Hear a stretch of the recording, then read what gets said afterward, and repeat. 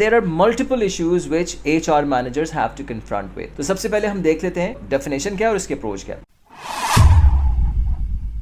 Hello everyone, this is Kamran Abdul Salam, and today we are starting one of the most important unit 2, which is people in organization, right? So HRM has to deal with the managerial issues, the managerial problems. And what are those? The most important problem which HR managers have to confront is keeping the staff motivated. You have to look after the needs of the staff. You have to provide them training opportunities. You need to work to settle down their salaries. And there are multiple issues which HR managers have to confront with. तो सबसे पहले हम देख लेते हैं definition क्या है और इसके approach क्या है. Is a strategic approach, यानी कि long term approach towards managing people. And the workplace culture और workplace environment और culture के बारे में deal करना ये HRM managers का काम है. So first of all we need to find out what HR managers do or what this approach is all about. ये definition हमने mostly जब कभी भी questions आए कि HR managers have to work for the morale of the staff in any specific business, तो we need to write down the definitions as well, because good answers are the one which start off with the definition. अच्छा ये बात ज़रूरी क्यों है? ये why is this so important? इसलिए important है कि ताकि जब लोगों का ख्याल रखा जाएगा तो फिर लोग कंट्रीब्यूट कर सकेंगे इफेक्टिवली, वो ऑर्गेनाइजेशन को अपना समझेंगे, राइट? ये ज़रूरी क्यों है? HRM enables employees to contribute effectively and productively to overall company's mission, company's direction and accomplishment of the goal. So HRM की definition part clear हो गया आपको. Functions क्या है? HR managers के roles and functions क्या हैं? इनके functions ये हैं: workforce प्लानिंग, ये जिसको हम कहते हैं मैन पावर प्लानिंग. ये अभी आप सिर्फ टर्मिनोलॉजी सुन लीजिए, फिर मैं आपको डिटेल में बताऊंगा as we dive into the depth of this chapter. Recruitment selections करना इनका काम होता है, ट्रेनिंग करना इनका काम होता है, डेवलपमेंट होता है स्टाफ की, और अप्रेजल है, डेवलपिंग अप्रोप्रिएट पे स्केल और measuring and monitoring staff performance. ये भी एक इंपॉर्टेंट काम होता है HR मैनेजर्स का. ठीक, अच्छा मैन पावर प्लानिंग क्या चीज है भाई? अब मैं आपसे कह रहा था कि मैं आपको ये बताऊंगा कि मैन पावर प्लानिंग या वर्क फोर्स प्लानिंग यानी कि WFP, ये दैट इज अबाउट व्हाट. किसी भी जगह पे या आप जब कभी भी कोई बिजनेस स्टार्ट करने जा रहे हैं, आपने कोई दुकान स्टार्ट करनी है, आपने कोई रेस्टोरेंट स्टार्ट, कोई मैन्युफैक्चरिंग इंडस्ट्री लगानी, कोई स्कूल स्टार्ट कर, तो इज इट नॉट वाइज कि आप ये पता कर लें बिजनेस स्टार्ट करने से पहले कि बिजनेस पे कितने लोगों की जरूरत होगी और किस किस स्केल के लोगों की जरूरत होगी. अगर आप रेस्टोरेंट स्टार्ट करने जा रहे हैं तो you definitely need to know कि कितने आपके हेड शेफ्स होंगे, कितने आपके वेटर्स होंगे, कितने अकाउंटेंट्स होंगे, कितना स्टाफ होगा, और सो मच सो कि कितने वैले पार्किंग वाले, यानी कि जब वीकेंड पे रश लग जाएगा तो वैले पार्किंग का स्टाफ भी होना चाहिए. तो HR मैनेजर की एक जो प्राइमरी जॉब है, प्राइमरी फंक्शन, वो मैन पावर प्लानिंग है. इसके कुछ फैक्टर्स हैं जिन पे ये डिपेंड करती है. किन किन चीजों पे डिपेंड करती है ये कि आप मैन पावर प्लानिंग कर सकेंगे? कौन कौन सी चीजों पे डिपेंड करती है? मार्केट और एक्सटर्नल फैक्टर्स पे डिपेंड करती है, राइट? और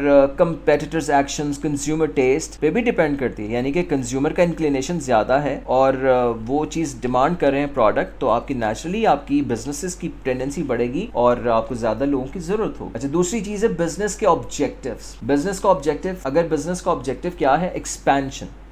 बिजनेस का ऑब्जेक्टिव है कस्टमर सर्विस. हमने रिगोरसली बहुत अपना सेटिस्फाइड रखना है. ऑब्जेक्टिव आपका ये अगर है तो फिर you will be needing more staff, right? फिर आपको ज्यादा स्टाफ की जरूरत होगी. ये वर्कफोर्स प्लानिंग के फैक्टर्स हैं, डिसाइसिव फैक्टर्स. अच्छा, productivity level of new machinery पे भी डिपेंड करेगी. क्या मतलब? अगर आप देख रहे हैं कि आपने जो मशीनरी इंपोर्ट की है वो आपकी बहुत ज़्यादा प्रोडक्टिविटी हो रही है उसकी, तो certainly you will need to lay off the staff. अब आपको स्टाफ की जरूरत कम पड़ेगी. ठीक, गवर्नमेंट की लेजिस्लेशन पे भी डिपेंड करती है बात कि गवर्नमेंट अगर मिनिमम वेज बढ़ा देती है, भाई गवर्नमेंट ये कहती है कि मिनिमम वेज ज़्यादा देनी है आपको, अब 35,000 40,000 देनी है, तो फिर आप ये कहेंगे कि मेरी फैक्ट्री में अगर 15 या 20 लोग काम कर रहे हैं तो मैं सब लोगों को तो 40,000 45,000 पे नहीं कर सकता. अगर गवर्नमेंट की लेजिस्लेशन मान लूंगा कि मुझे अपने नंबर ऑफ स्टाफ कम करने पड़ेंगे, राइट? अच्छा, और इसी तरह वर्किंग आवर्स के बारे में कोई लेजिस्लेशन आ जाए कि एक्सट्रीम सर्दी है किसी जगह पे या एक्सट्रीम गर्मी है, कोई बहरीन कतर जैसी कोई सिचुएशन है या कोई कनाडा की सर्दी है, राइट? बहुत एक्सट्रीम सिचुएशन पे गवर्नमेंट की लेजिस्लेशन होती है कि आप you can not make them work for more than 6 hours या मोर देन 4 आवर्स. कोई वर्कर्स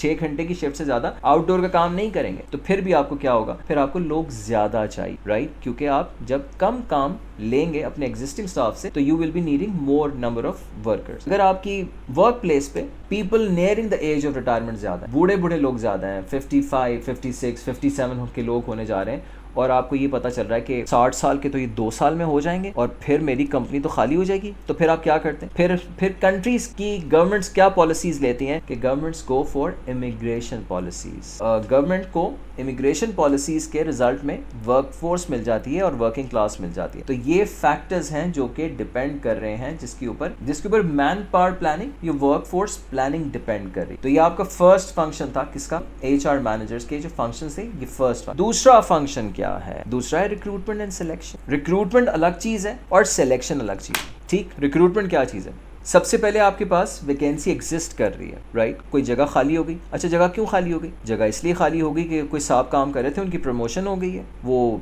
डिप्टी वाइस प्रेसिडेंट बन चुके हैं, राइट? और उनकी एग्जिस्टिंग प्लेस जो थी, जो सीनियर मैनेजर अकाउंट्स की थी या मार्केटिंग के मैनेजर की थी, वो उनकी पोस्ट वेकेंट हो चुकी है। तो फिर आप क्या करेंगे? तो आप अब जॉब एनालिसिस करेंगे। जॉब एनालिसिस किस चीज़ के बारे में होता है बच्चों? जॉब एनालिसिस के बारे में बहुत दफ़ा 8 नंबर के क्वेश्चंस भी आए हैं।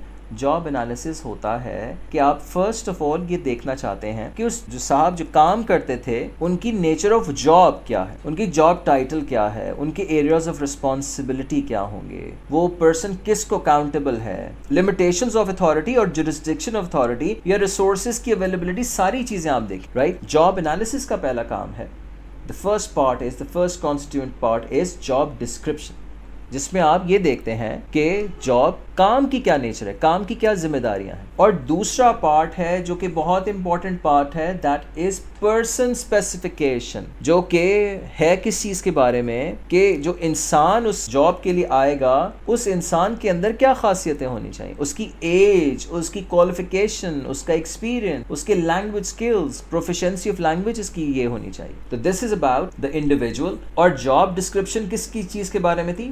वो आपकी नेचर ऑफ वर्क के बारे में थी। और person specification is all about the human being, कि वो मर्द आएगा या औरत आएगी, राइट? और उसकी क्या क्वालिटीज होनी चाहिए। मैं एक बात बच्चों को बताता हूँ कि कभी कभार आपका वेट और हाइट भी लिखी हुई आती है। अगर आप अखबार में देखें तो कभी कभार वेट और हाइट भी लिखी हो। सर कैसी बातें करें, वेट और हाइट कहाँ पे लिखी हुई होगी? वेट और हाइट बिल्कुल लिखी हुई होगी। वेट लिखा होगा किसके लिए? जब आप एयर होस्टेस से स्टाइस करेंगे। और हाइट कहाँ पे लिखी हुई होगी? जहाँ पे आप कोई एप्लीकेशंस मांग रहे हैं किसी आर्म फोर्सेस के, राइट? 5 से 5 फीट 10 इंच होनी चाहिए, आपकी 5'11" होनी चाहिए, 5'12" होनी चाहिए, राइट? तब आपकी कोई बेयर मिनिमम आपकी लिमिटेशन होगी कि हमें इस रिक्वायरमेंट के इंडिविजुअल्स चाहिए। ये बात आई होप कि आपको समझ में आ गई हो। एयर होस्टेसेस की जॉब चाहिए होती है तो वेट तो लिखना लाजमी होगा। कोई बहुत बल्कि वही कोई पहलवान किस्म की एयर होस्टेस तो ना आ जाए, राइट? तो आई होप आपको समझ में आ रही होगी। और third part of HR manager है अट्रैक्टिंग एप्लीकेंट्स। अखबार में आप इश्तिहार देंगे। अच्छा, अखबार में नहीं देते आप एम्प्लॉइज को या जिनको आप अट्रैक्ट करना चाहते हैं उनको आप इंटरनली अट्रैक्ट करेंगे। इंटरनली कैसे करेंगे? न्यूज़ बुलेटिन से, नोटिस बोर्ड से, मैनेजमेंट से, कि मैनेजमेंट के वर्ड ऑफ माउथ से, अनसॉलिसिटेड लेटर से, यानी कि जो एप्लीकेशंस आपके पास आई हुई हैं उन एप्लीकेशंस को आप स्क्रॉल डाउन करेंगे, उनको स्क्रूटनाइज करना शुरू करेंगे। और अनसॉलिसिटेड एप्लीकेशंस को मैं डिफाइन करूँ ये क्या होती है। ये अनइनवाइटेड हो। कभी आप बैचलर्स मास्टर्स आपने कर लिया and you have stepped into any office और आप अप्लाई कर रहे थे, राइट? तो बॉस ने आपसे कहा कि we are not looking for any vacancies, we do not have any vacancy, right? अगर वैकेंसी नहीं है तो फिर भी आप उनसे यही कहेंगे ना कि भाई मेरी वैकेंसी अभी मेरी आप सीवी रख लीजिए एंड अगर later on if you need तो प्लीज कॉन्टैक्ट मी। तो इसी वजह से हमने कभी कभार अपने भाई बहनों या अपने कजन्स वगैरह के साथ सुना है कि किसी ने 6 महीने पहले अप्लाई किया था, यूनिलीवर से कॉल आ गई, तो 6 महीने तक आपकी एप्लीकेशन रख के वो समझ तो नहीं रहा होता ना, राइट? तो वो अनसॉलिसिटेड एप्लीकेशन होती हैं तो उसमें से वो एप्लीकेशन फाइंड आउट कर ली जाती है। अच्छा, फिर एक्सटर्नल भी सोर्स होती है। फिर एक्सटर्नल एक सोर्स ऑफ हायरिंग और अट्रैक्टिंग एप्लीकेंट्स। वो एक्सटर्नल सोर्स क्या है? एक्सटर्नल सोर्स है न्यूज़पेपर, रिक्रूटमेंट एजेंसीज और जॉब सेंटर। न्यूज़पेपर की बात आपको समझ में आ गई। रिक्रूटमेंट एजेंसीज और जॉब सेंटर्स का फर्क देखने के लिए मेरे साथ आगे आ जाए। ये जॉब सेंटर है, तो job centres are owned by the government, जहाँ पे आप जाते हैं और अपनी एप्लीकेशंस फ्लोट करके आ जाते हैं। तो ये आपकी आइडेंटिफिकेशन हो गई किस चीज़ की, कि अट्रैक्टिंग एप्लीकेंट्स को। और एग्जामिनेशन में एक इसका क्वेश्चन भी है कि how would you attract your applicants. This news bulletin जो कि कंपनीज के इंटरनल मैगजीन्स होते हैं जो कि इशू किए जाते हैं, कोई भी अचीवमेंट हो अगर आपकी तो वो आप इसमें पब्लिश करते हैं। नोटिस बोर्ड के ऊपर भी जाती है ये बात। जॉब सेंटर्स होते हैं गवर्नमेंट के, जॉब सेंटर्स होते हैं पब्लिक सेक्टर के अंदर, जबकि रिक्रूटमेंट एजेंसीज लाइक पाकिस्तान में Naukri.com है, Rosie.pk है, तो ये रिक्रूटमेंट एजेंसीज प्राइवेट सेक्टर के अंदर होती है, जबकि जॉब सेंटर्स किस सेक्टर में होते हैं? ये गवर्नमेंट के सेक्टर में होते हैं, जिसको पब्लिक सेक्टर भी कहा जाता है। अच्छा, आपके पास अब जनाब एप्लीकेशंस आ गए, आपने एप्लीकेशंस इनवाइट की थी, अब आपके पास एप्लीकेशंस आ गए। अब क्या काम स्टार्ट हो रहा है? अब सिलेक्शन का काम शुरू हो रहा है, सिलेक्शन शुरू हो रही है, which is about conducting test. अच्छा, मैंने उसके आगे लिखा कि नॉट ऑलवेज द केस। क्या मतलब? भाई अगर कोई बहुत ही सीनियर जॉब के लिए अगर आप एप्लीकेंट मांग रहे हैं, एप्लीकेशन मांग रहे हैं, तो आप बिठा के उसका टेस्ट तो कंडक्ट नहीं करेंगे, तो वो चीज जाएगी सिर्फ और सिर्फ इंटरव्यू बेस्ड के ऊपर, राइट। अच्छा, test not always the case, short listing of candidates होती है, फिर इंटरव्यूज कंडक्ट होते हैं, फिर ऑफर दी जाती है और एक्सेप्टेंस आना जरूरी है, तब आपका कॉन्ट्रैक्ट कंप्लीट होगा, फिर आपकी उसके बाद इंडक्शन हो जाती है। तो this is how you complete the process of selection as well. ठीक, आई होप ये चीज आपको समझ में आ गई होगी।